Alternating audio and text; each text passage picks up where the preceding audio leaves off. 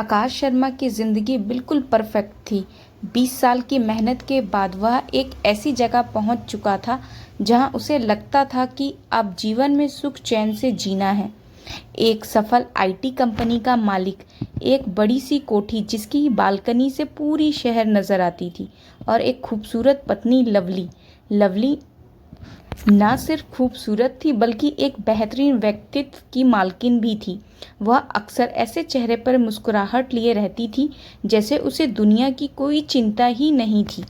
लेकिन आकाश की इस परफेक्ट लाइफ का एक दूसरा पहलू भी था जिसे बाहर की दुनिया नहीं देख पाती थी। आकाश लवली के साथ बेहद सख्त और नियंत्रण रखने वाला व्यवहार करता था। उसकी हर छोटी बड़ी हरकत पर उसकी नज़र होती थी। उसे किससे मिलना है, क्या पहनना है, कब घर लौटना है, यह सब आकाश तय करता था। लवनी ने शुरुआत में इसे प्यार और केयर समझा, लेकिन धीरे धीरे यह केयर एक डरावने कैद में बदल गई। आकाश का गुस्सा डरावना था। छोटी सी बात पर चीखना, चिल्लाना, चीज़ें तोड़ना फोड़ना उसके लिए आम बात थी। लवली अक्सर डर के मारे सहमी रहती थी, लेकिन दुनिया के सामने वह एक आदर्श पत्नी का चोला पहनकर रहती थी।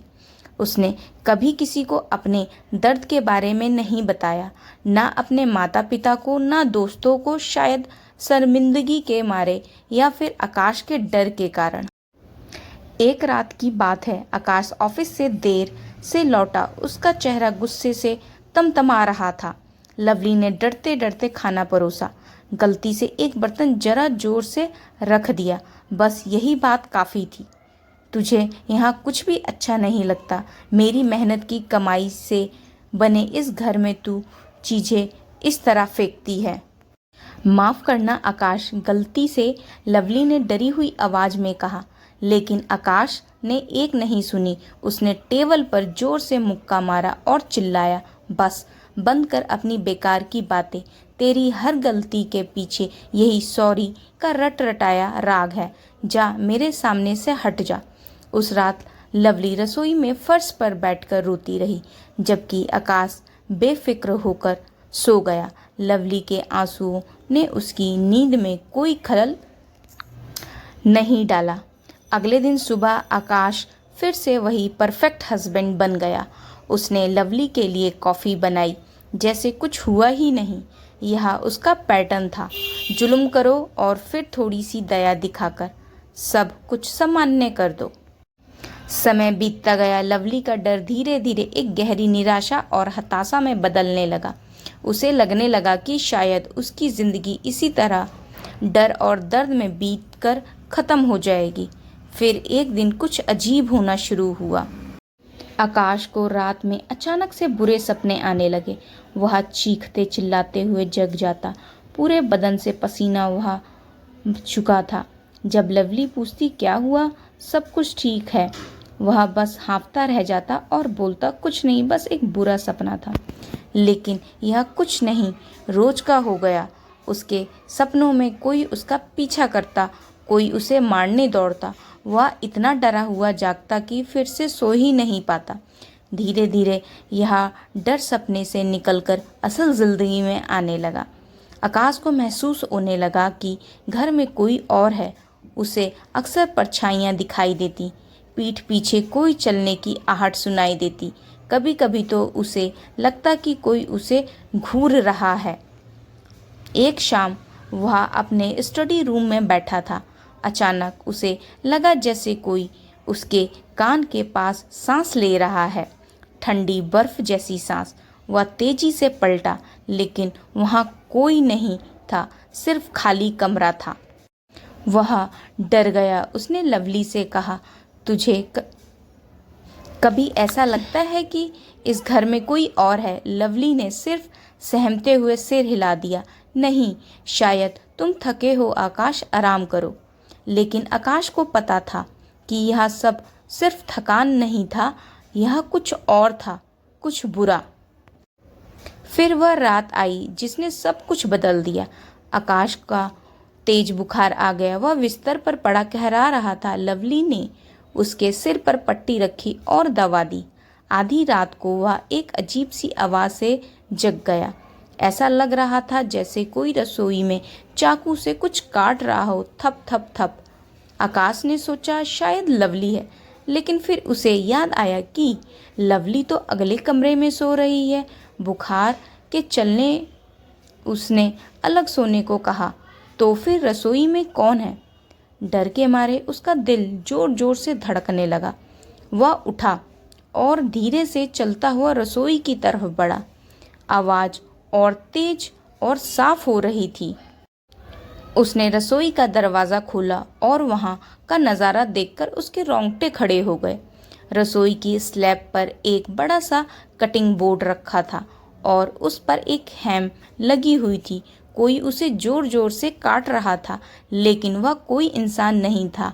एक लंबा काला सा परछाई जैसे आकार था।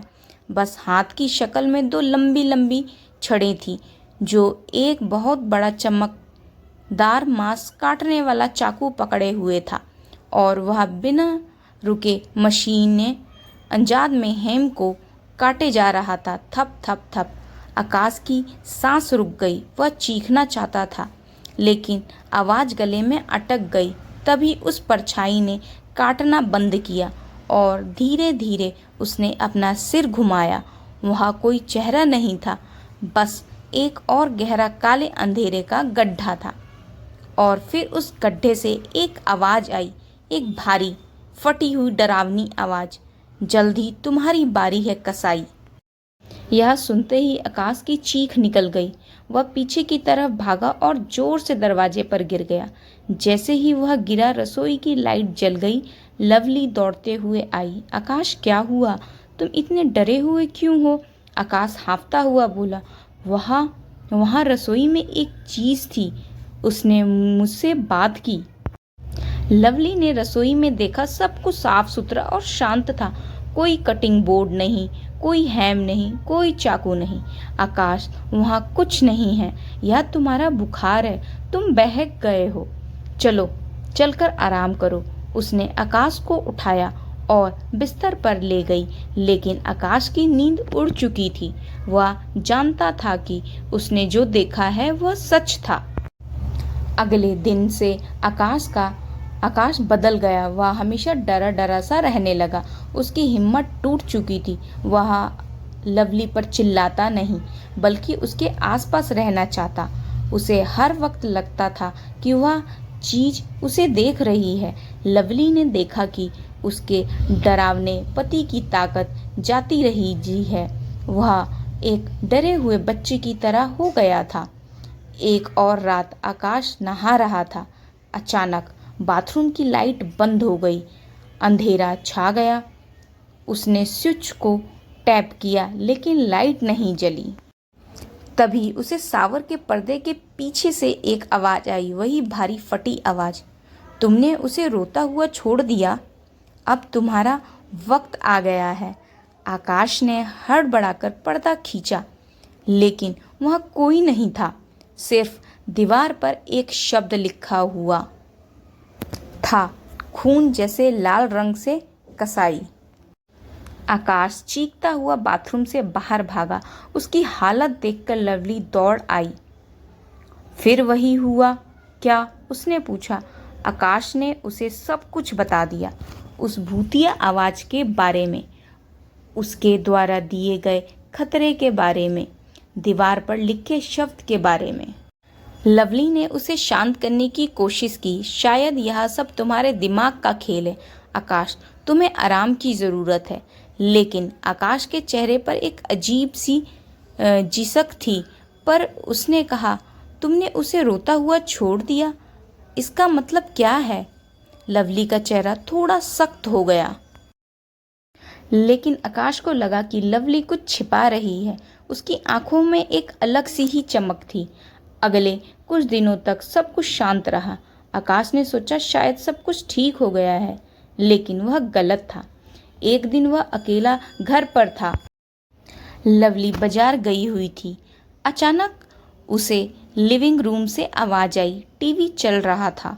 वहाँ गया तो देखा कि टीवी पर स्नूज मूड था।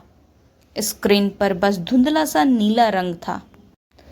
तभी उस नीले रंग में से एक तस्वीर उभरने लगी, एक पुरानी सी धुंधली सी तस्वीर। तस्वीर में एक जवान लड़की थी जो जोर जोर से रो रही थी और उसके पीछे एक आदमी खड़ा था जो उसे डांट रहा था। आकाश की सांसें थम गई। वो लड़की लवली थी और वह आदमी वह खुद था। यह तस्वीर उस दिन की थी जब उसने लवली को उसके बचपन के दोस्त से बात करने पर जोरदार डांटा था और उसे घंटों रोता छोड़ दिया था। नहीं, यह नहीं हो सकता, आकाश बुदबुदाया।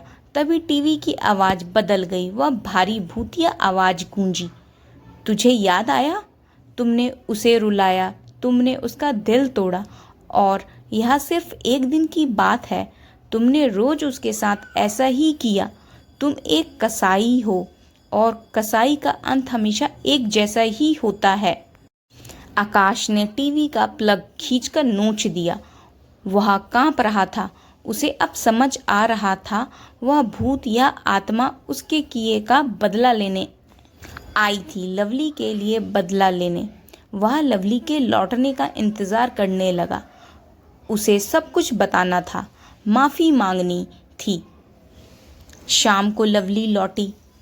आकाश ने उसे सब कुछ बताया, अपने डर के बारे में, टीवी पर दिखी तस्वीर के बारे में और अपनी गलतियों के बारे में। मुझे माफ़ कर दो लवली, वो रोता हुआ बोला। मैंने तुम्हारे साथ बहुत बुरा किया। मैं एक जालिम था, एक कसाई। कृपया मुझे माफ़ कर दो। लवली ने उसे गौर से देखा। उसकी आंखों में ना तो गुस्सा था ना दया, बस एक अजीब सी शांति थी। तुम्हें माफ़ी मांगने की ज़रूरत नहीं है आकाश, उसने धीरे से कहा। अब तुम सज़ा भुगत रहे हो और शायद यही काफ़ी है। उस रात आकाश ने फिर वह आवाज़ सुनी, लेकिन इस बार वह उसके कमरे से आ रही थी। वह धीरे से दरवाज़ा खोलकर अंदर गया। कमरे में अंधेरा था, सिर्फ चांद की रोशनी से कमरा हल्का सा जगमगा रहा था और उस रोशनी में वह फिर से वही काला परछाई दिखाई दिया। इस बार वह और ज़्यादा साफ था और भयानक। उसके हाथ में वही बड़ा चाकू था जो चांदनी में चमक रहा था। तुम्हारा वक्त आ गया है कसाई, आवाज़। आकाश चीखता हुआ पीछे भागा, लेकिन दरवाज़ा अपने आप बंद हो गया। वह फंस गया था। नहीं, छोड़ दो मुझे, मैंने माफ़ी मांग ली, मैं बदल जाऊंगा, वह चिल्लाया। बहुत देर हो चुकी है, आवाज़ ने कहा। अब सिर्फ एक ही इंसाफ बाकी है। और फिर वह परछाई आकाश पर झपटी। अगली सुबह लवली ने आकाश को उसके बिस्तर पर मृत पाया। डॉक्टरों ने कहा कि दिल का दौरा पड़ने से उसकी मृत्यु हो गई है। सबने सोचा कि तनाव और बुखार के कारण ऐसा हुआ है, लेकिन लवली जानती थी कि सच क्या है। आकाश के अंतिम संस्कार के बाद लवली अकेली उस बड़ी सी कोठी में लौटी। वह सीधे अपने कमरे में गई। उसने अलमारी का दरवाज़ा खोला। अलमारी के सबसे ऊपर वाले शेल्फ पर एक पुराना सा डब्बा रखा था। उसने उसे नीचे उतारा। डिब्बे के अंदर पुराने सामान थे, कुछ पुरानी तस्वीरें, कुछ लेटर और उन सब के बीच में एक छोटी सी काले कपड़े की बनी हुई गुड़िया थी। गुड़िया के हाथ में एक नुकीली सी चीज़ बनी हुई थी, जैसे कोई छोटा सा चाकू। लवली ने उस गुड़िया को हाथ में लिया। उसने उसे बड़े प्यार से देखा और फिर वह मुस्कुराई। उसकी आंखों में वह अजीब सी शांति थी जो आकाश को माफ़ी मांगते वक्त दिखाई दी थी। वह बुदबुदाई। दादी हमेशा कहती थी कि हमारे परिवार की औरतों को अपनी रक्षा करने का तरीका आता है। उन्होंने मुझे यह विद्या सिखाई थी, इस काले जादू की गुड़िया का इस्तेमाल करना। तुमने सोचा था कि एक कमज़ोर औरत हूँ जिसे तुम हमेशा डरा धमका कर रख सकते हो, लेकिन तुम गलत थे। उसने गुड़िया को डिब्बे में वापस रख दिया और अलमीरा बंद कर दी। आकाश सोचता था कि वह एक भूत से लड़ रहा है, लेकिन असल में वह अपनी ही पत्नी की सदियों पुरानी जादुई विरासत का शिकार हो गया था। लवली ने उसके अत्याचारों को चुपचाप सहा था, लेकिन आखिरी सीमा के बाद उसने वह हथियार उठा लिया जो उसकी दादी ने उसे दिया था। एक ऐसा हथियार जो दिखाई नहीं देता, जो सीधे इंसान के दिमाग और आत्मा पर हमला करता था, उसके सबसे गहरे डरों का जगाकर। पति सचमुच एक कसाई था और उस कसाई का अंत एक कसाई जैसा ही हुआ था। लवली बालकनी में खड़ी हो गई। नीचे शहर का जगमगा रहा था, लेकिन अब वह चमक उसे अंधियारी नहीं बल्कि उम्मीद की रोशनी लग रही थी, एक नई जिंदगी की शुरुआत। उसके चेहरे पर वही पुरानी मुस्कुराहट लौट आई थी, लेकिन वह मुस्कुराहट डर की नहीं बल्कि आज़ादी की थी। अगर आपको ये स्टोरी अच्छी लगी तो चैनल को प्लीज़ लाइक, शेयर, कमेंट ज़रूर करिएगा। Thank you so much.